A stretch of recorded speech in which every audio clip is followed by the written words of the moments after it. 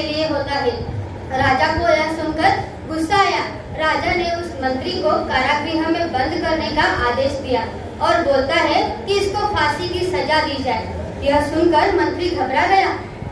महाराज से निवेदन करने लगा, महाराज, मैं आपके यहाँ इतने वर्षों से काम करते आ रहा हूँ, क्या आप मेरी आखिरी इच्छा पूरी नहीं करेंगे?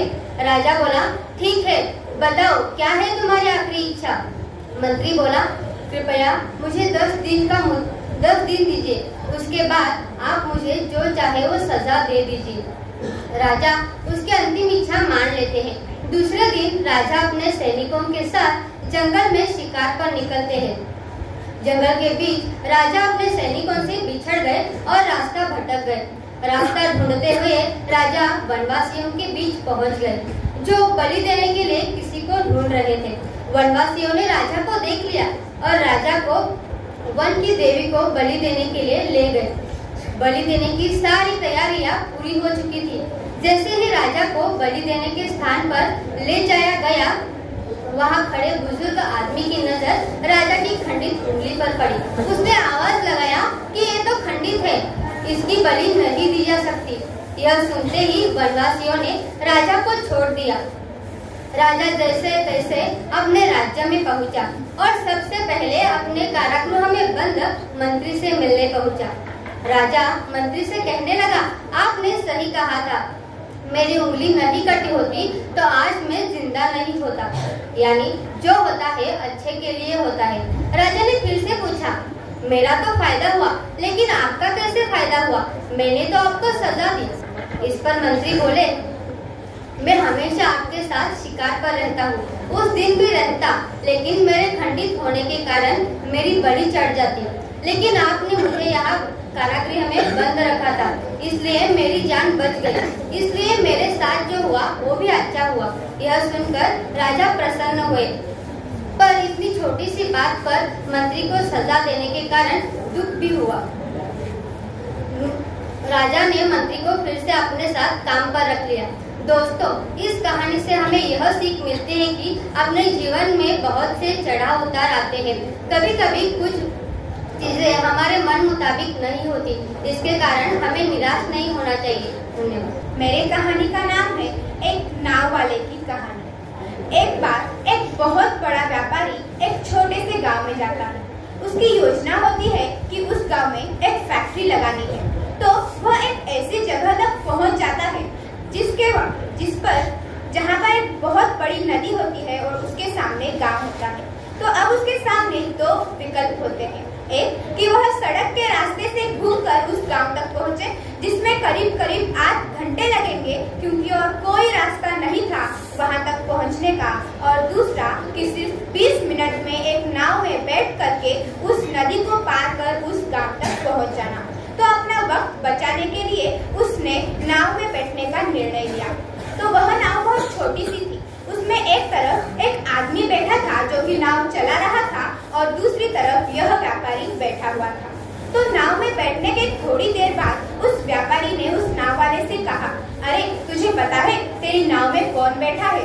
तो नाव वाले ने बड़े ही भोलेपन से हाथ जोड़ करके कहा, नहीं साहब, मुझे नहीं पता आप कौन हो। तो व्यापारी बोला, अरे तू अखबार नहीं पढ़ता है क्या? हर दूसरे दिन मेरी फोटो आती है अखबार में। तो नाव वाला बोला, अरे साहब, मुझे कहाँ पढ़ना लिखना आता है? मैं तो जब छोटा था तभी मेरे पिताजी गुजर गए और इसलिए अपने परिवार का ध्यान रखने के लिए मैं बचपन से ही काम में लग गया और मेरी पढ़ाई छूट गई। ये सुनकर उस व्यापारी ने उसका मजाक उड़ाते हुए उसको कहा, अरे तुझे पढ़ना लिखना तक नहीं आता, ऐसी जिंदगी का क्या फायदा? तो यह सुनकर उस नाव वाले को बुरा तो लगा, लेकिन उसने कुछ कहा नहीं।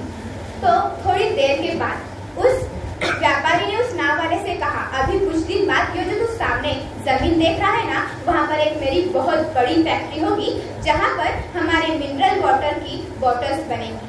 तो वह नाव वाले को बात कुछ समझ नहीं आई। तो उसने कहा, अरे साहब क्या बनेगा? तो उस व्यापारी ने थोड़ा चिढ़कर कहा, अरे हमारे यहाँ पानी की बोतलें बनेंगी, तुम्हारे गांव में नहीं बिकेंगी लेकिन शहरों में बिकती है। तू कभी शहर गया होगा तो देखी होगी पानी की बोतलें रखी होती है दुकानों पर। तो उस पर उस नाव वाले ने बोला, साहब मुझे कैसे पता होगा, मैं तो कभी इस गांव से बाहर गया ही नहीं। और उस पर उस व्यापारी ने हंसकर उसे कहा, अरे तुझे पता ही नहीं कि शहर क्या होता है, तो कभी इस गांव से बाहर गया ही नहीं, ऐसी जिंदगी का क्या फायदा। तो यह सुनकर अब उस नाव वाले को लगने लगा कि सच में शायद मेरी जिंदगी का कोई काम नहीं।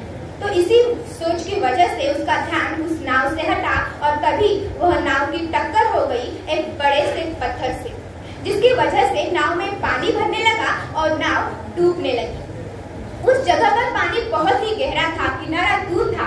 अब उस नाव वाले को समझ आ गया कि इस नाव को बचाने का कोई रास्ता नहीं है और इसलिए वह अपनी जान बचाने के लिए नदी में छलांग मारने ही वाला था। तभी उस व्यापारी को उसने कहा, अरे साहब आपको तैरना तो आता है ना। तो व्यापारी घबरा कर बोला, अरे ऐसा क्यों पूछ रहे हो, मुझे तैरना नहीं आता। तो यह सुनकर उस नाव वाले ने बोला हंसकर, अरे साहब आपको तैरना तक नहीं आता, ऐसी जिंदगी का क्या फायदा। तो यह बात सुन करके उस व्यापारी को अपनी गलती का एहसास हुआ और वह हाथ जोड़ करके कहने लगा, अरे तुम जो कुछ मांगोगे मैं तुम्हें दूंगा, लेकिन बस मेरी जान बचा लो। और यह सुनकर उस नाव वाले ने उससे कहा, अरे साहब घबराओ नहीं, ना कि मुझे सिर्फ तैरना आता है बल्कि डूबते हुए लोगों को बचाना भी आता है, बस आप मुझे कस के पकड़ लो, मैं आपको कुछ नहीं होने दूंगा। और इसी तरह उस नाव वाले ने ना सिर्फ अपनी बल्कि उस व्यापारी की भी जान बचाई। तो इस कहानी से हमें बहुत बड़ी सीख मिलती है कि हमें जिंदगी में कभी भी किसी का मजाक नहीं उड़ाना चाहिए, क्योंकि हमें नहीं पता कि कब कैसे कहाँ हमें किसकी जरूरत पड़ जाए। धन्यवाद।